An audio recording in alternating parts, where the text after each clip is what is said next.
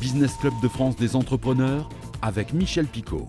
Bienvenue dans ce nouveau numéro du Business Club de France des entrepreneurs. Dans un instant, nous allons nous intéresser à toute une série de nouveaux cocktails sans alcool. Mais tout de suite, place à l'actualité des PME dans nos territoires.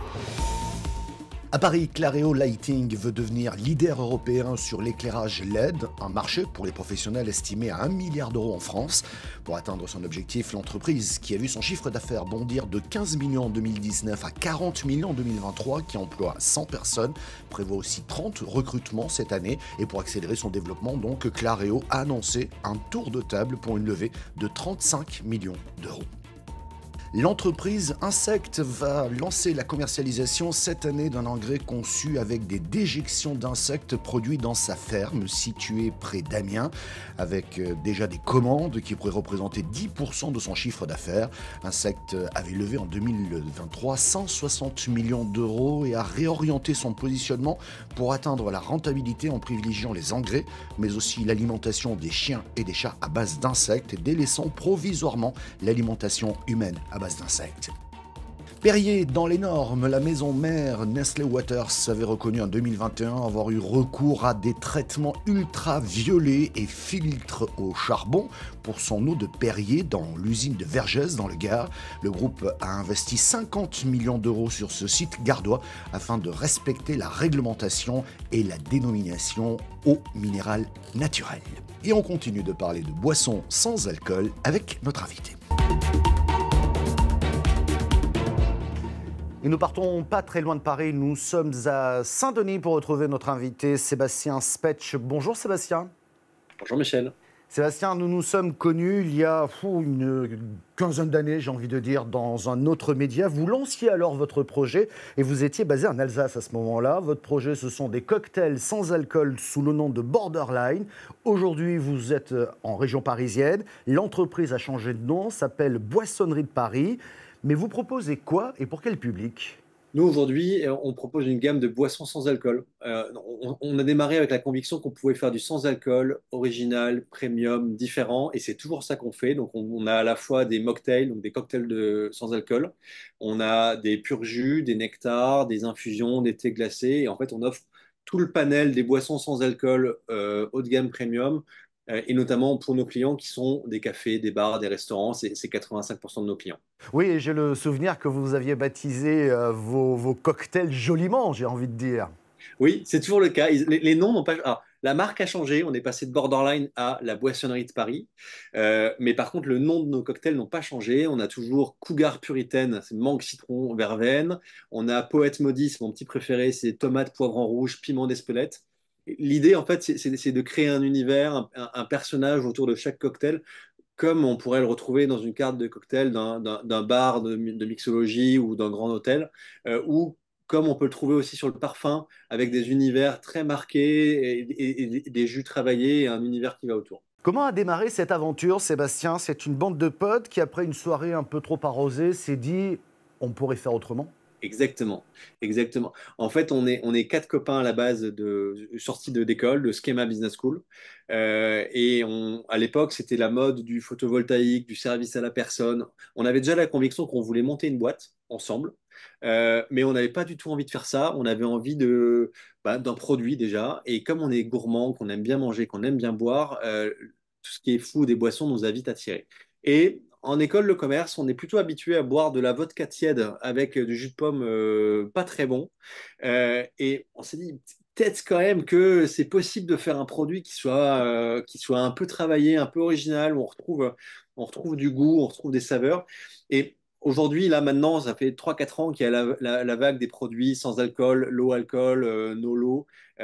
Nous, il y a 13 ans, on avait déjà la conviction qu'on pouvait faire du sans alcool qui soit un peu funky. Et c'est ce qu'on a fait. 15 ans plus tard, j'ai presque envie de dire, ou 13 ans, précisément, 13 ans.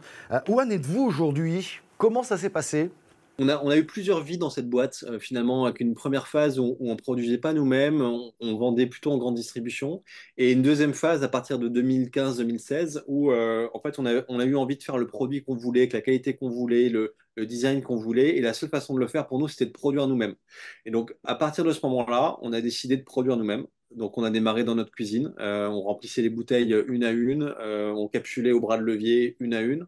Petit à petit, on a fabriqué notre première machine. On l'a fait sans argent, donc la première machine, on l'a fabriquée nous-mêmes avec nos mains. On est devenu ingénieur sur le tas. Et puis petit à petit, on a grandi comme ça. Aujourd'hui, on a notre site de production à Saint-Denis, juste à côté de Paris.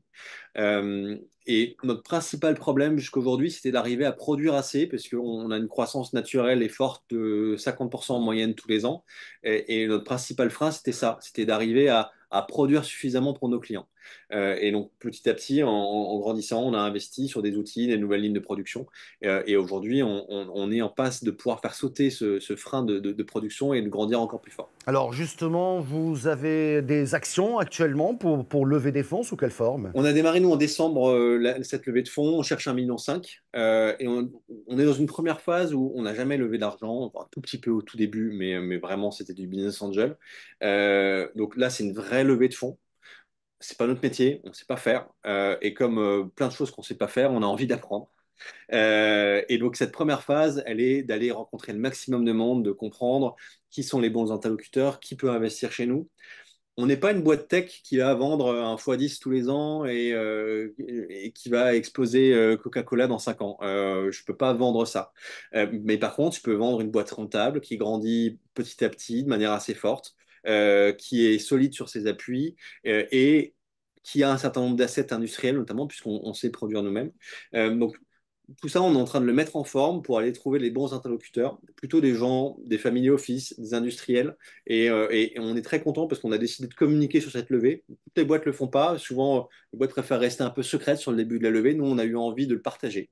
Et finalement, le fait de le partager, ça fait qu'on se parle aujourd'hui. Ça fait qu'on a des gens qui nous appellent en disant « j'ai envie d'investir chez vous ».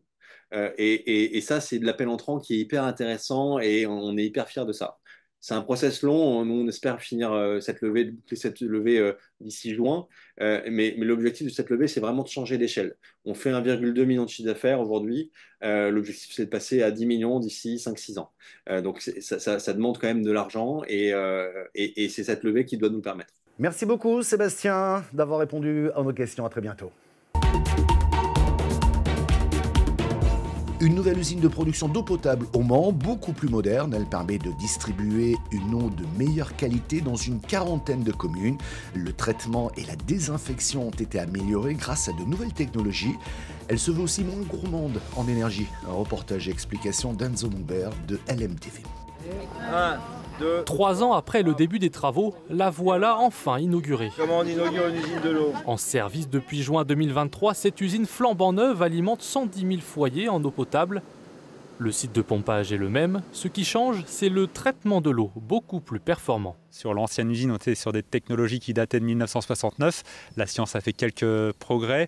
Et aujourd'hui, la force de ce traitement-là, c'est notamment le traitement de tout ce qui va être micropolluant via une technologie avec du charbon actif en poudre à renouvellement continu, ce qui renforce nécessairement l'efficience du traitement.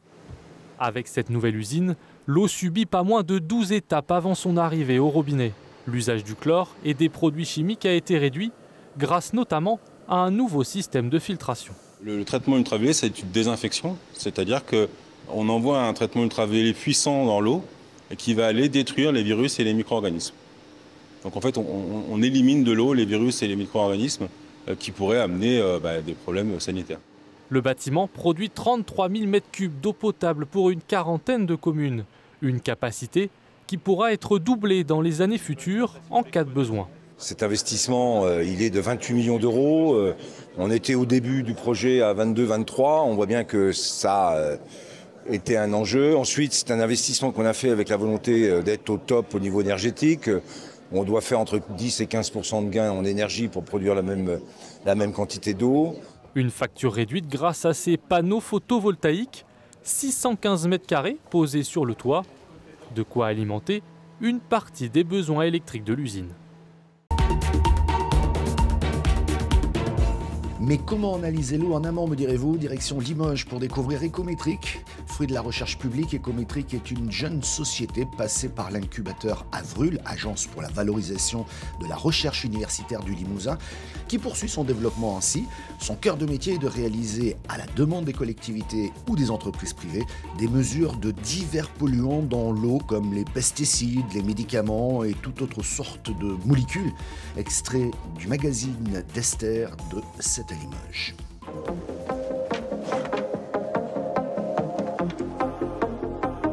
On va bosser surtout sur les pesticides, mais aussi des résidus pharmaceutiques, des hormones et ce genre de choses. On trouve tout ça dans l'eau de nos rivières?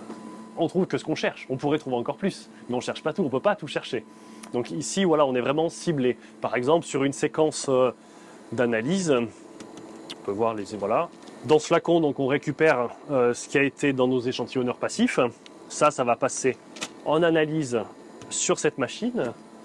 Et derrière, on va obtenir voilà, tous ces résultats avec pas mal de graphiques comme ça qu'il va falloir interpréter derrière. Ici, par exemple, on est sur une étude de suivi des pesticides à l'échelle d'une agglomération. Donc on a 25 points de suivi tout autour d'une agglomération et on va regarder tout ce qui va être pesticides et pharmaceutiques pour qu'eux sectorisent bien en fait leurs intrants en pollution. Si on veut étudier une station, par exemple, on va prendre un point avant et un point après. Et si on veut sectoriser par contre tous les petits cours d'eau, les ruisseaux qui vont contribuer à une agglomération, là on commence à être sur des échelles de 10, 15, 25 points. Le logiciel lui va retraiter en fait les résultats de la machine. Par contre derrière il y a de l'interprétation qui elle est très importante. Et c'est ça qui prend beaucoup de temps et c'est ce qu'on ne se rend pas compte. Nous on n'est pas un simple labo d'analyse où on vous donne un fichier avec des résultats et débrouillez-vous.